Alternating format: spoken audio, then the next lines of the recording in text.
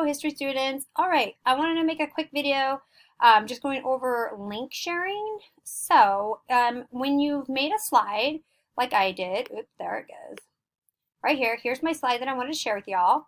So if this was just its own slideshow and I just had this one page on my slideshow and I wanted to put it in so Newkirk could see it, I would just go here.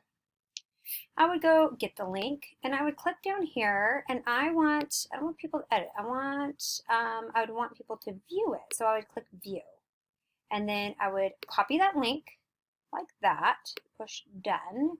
And then I'd head on over to where I want to place my link.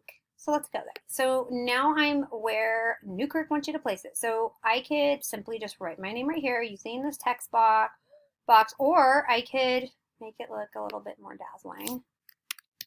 Use my first name. Yes, my first name, Summer. Kind of hate that font right there. I'm weird about fonts, y'all, and color.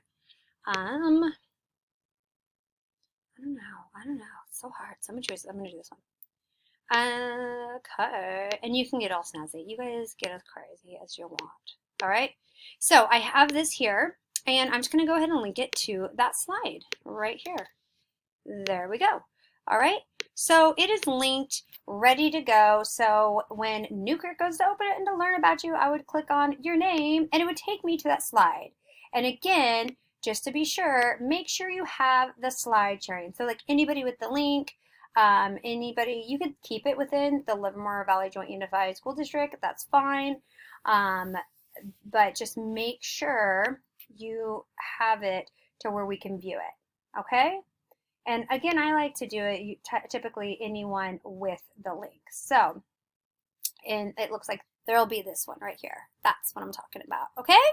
All right, I'm so excited to get to know you guys a little bit more and to, start building our classroom community. Take care.